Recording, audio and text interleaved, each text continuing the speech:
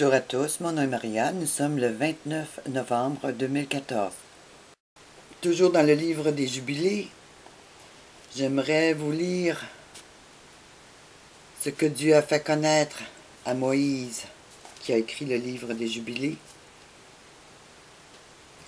concernant les temps de la fin. Dieu a donné un message qui ne fait que confirmer ce dans quoi nous sommes présentement entrés.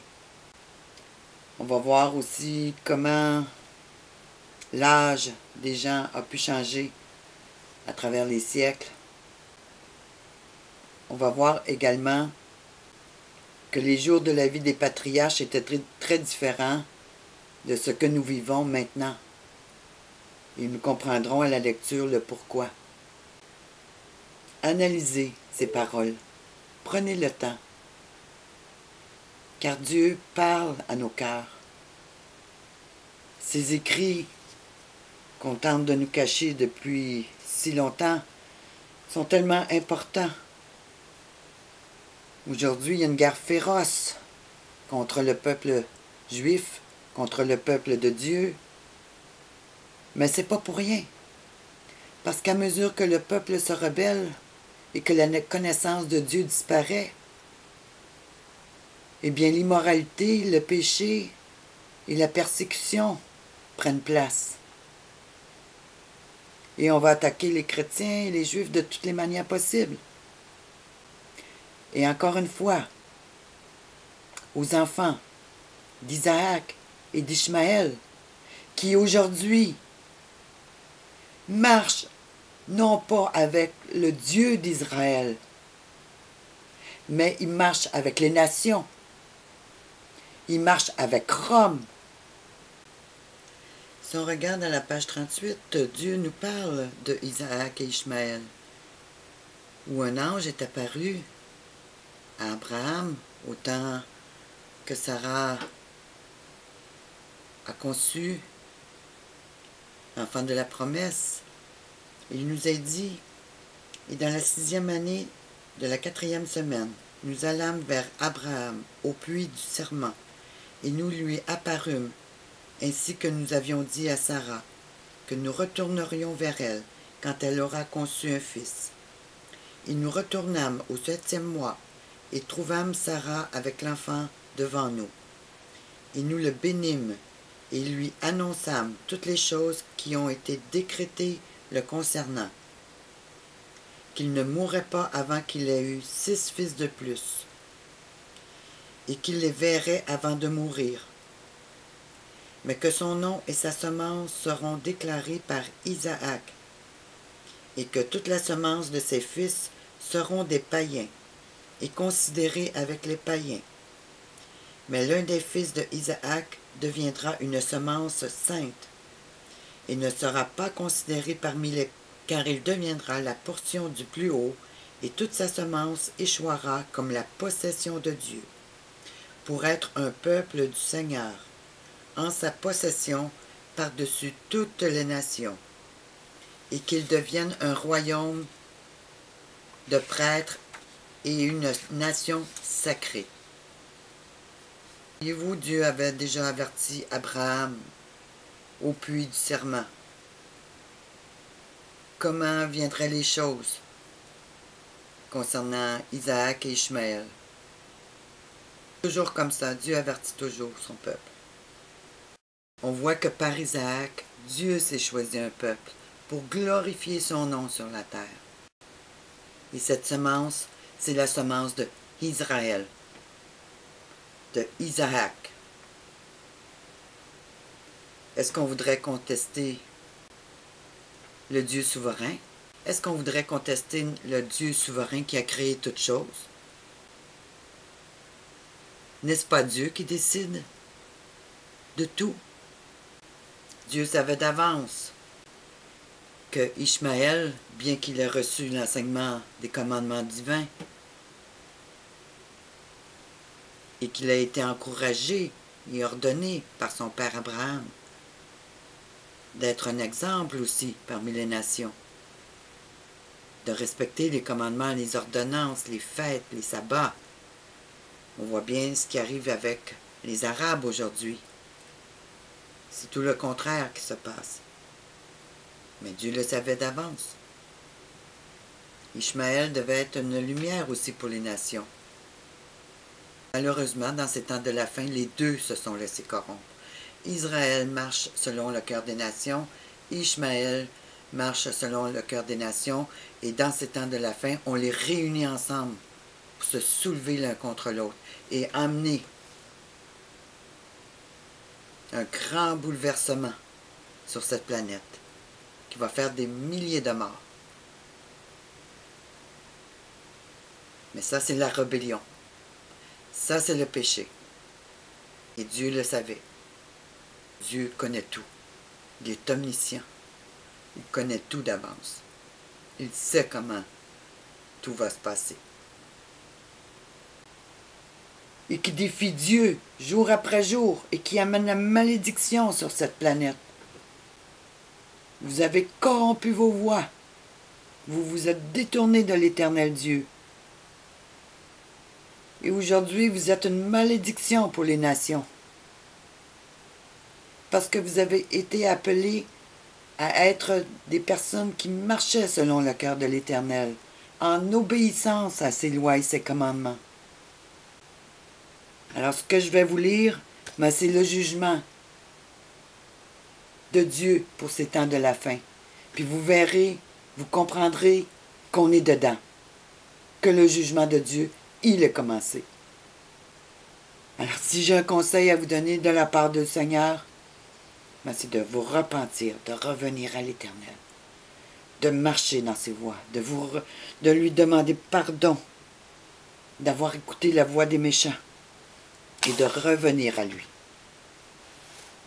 Dieu est amour, oui, et Dieu est amour, mais il est un Dieu juste qui déteste le péché.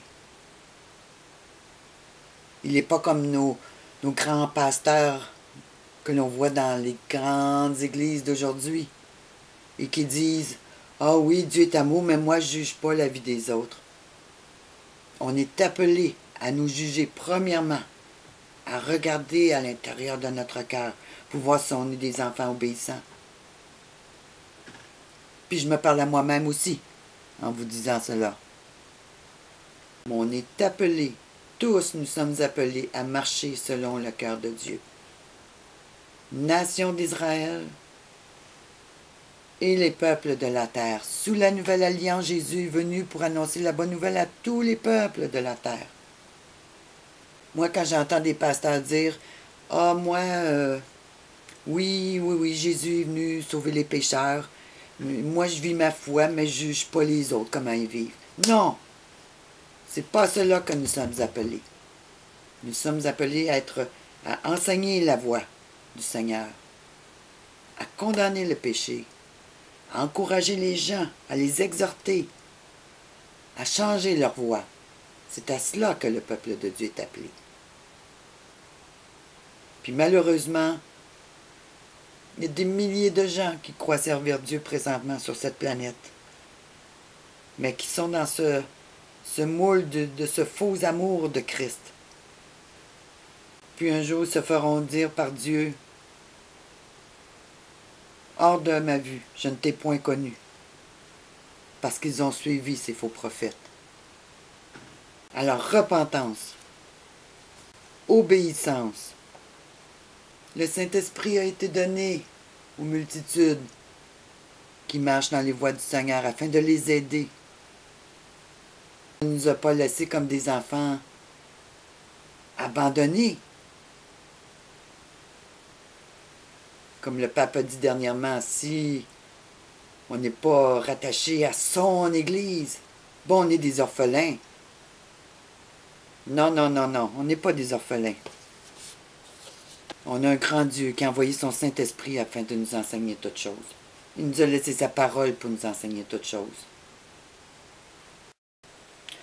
Les Écritures sont claires. Dieu nous a parlé. Si nous allons dans Matthieu 28, au verset 19 et 20, Jésus nous dit, « Allez, faites de toutes les nations des disciples, les baptisant au nom du Père, du Fils et du Saint-Esprit, et enseignez-leur à observer tout ce que je vous ai prescrit. Et voici, je suis avec vous tous les jours, jusqu'à la fin du monde. C'est à cela que le berger du Seigneur est appelé, à enseigner, à observer tout ce que Jésus nous a prescrit. Et il nous dit qu'il sera avec nous tous les jours, jusqu'à la fin du monde. Alors arrêtons de croire en ces pasteurs qui se sont soumis à cette Babylone de Rome et qui nous détournent de la vérité et qui nous font croire qu'il ne faut pas juger, qu'il ne faut pas exhorter, qu'il ne faut pas enseigner, qu'il ne faut pas amener les hommes à se détourner de leurs péchés et qui nous enseignent que hors de Rome, point de salut. Gardons-nous de ces démons, de ces faux prophètes qui mènent l'humanité en enfer directement. Alors venez à lui. Alors je commencerai ma lecture à la page 49. Puis ça va nous amener vers cette génération cruelle qui transgresse sur terre. Puis on le voit tout autour de nous, hein. Je sais pas, des exemples, c'est pas ça qui manque. Alors, car les jours de la vie des patriarches étaient de 19 jubilés. Un jubilé, c'est 50 ans. Alors, multiplié. Alors, ça veut dire que nos patriarches, ils vivaient très vieux. Mais après le déluge, ils commencèrent à descendre sous 19 jubilés, et diminuer en jubilés, et à vieillir rapidement, et être pleins de leurs jours à cause du malheur, à plusieurs reprises, et de la cruauté de leur voix, à l'exception d'Abraham, car Abraham était parfait dans tous ses faits, avec le Seigneur et complaisant de justice tous les jours de sa vie. Et voici, il ne compléta pas 4 jubilés de sa vie, car il vieillit à cause de la cruauté, et était plein de ses jours. Et toutes les générations qui se lèveront de cette période jusqu'au jour du grand jugement vieilliront rapidement avant de compléter 2 jubilés, avant de compléter 100 ans.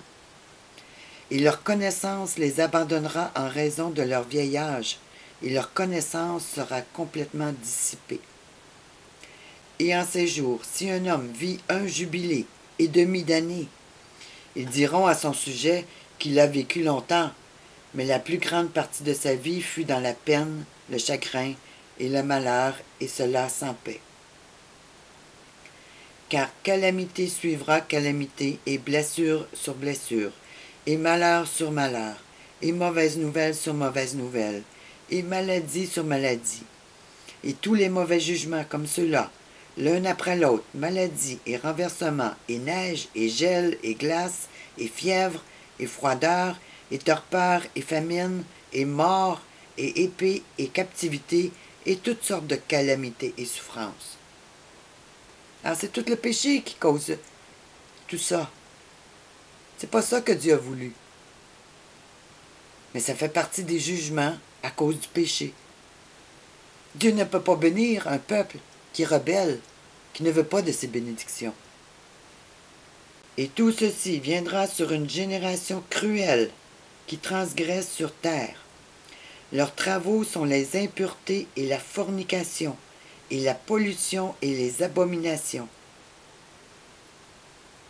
Alors ils diront, les jours de nos ancêtres étaient nombreux jusqu'à 1000 ans d'années même, et étaient bons, mais voici, les jours de notre vie sont de 70 ans. Si un homme a beaucoup vécu, et de 80 ans s'il est fort. Et pour les mauvais, il n'y a pas de paix durant les jours de cette génération mauvaise. Et dans cette génération, les fils accuseront leurs pères et leurs anciens de péché, d'injustice, et des paroles de leur bouche et la grande cruauté qu'ils perpétrèrent, et concernant leur abandon de l'alliance que le Seigneur fit entre lui et eux, qu'ils devaient observer et appliquer tous ses commandements et ses ordonnances, et toutes ces lois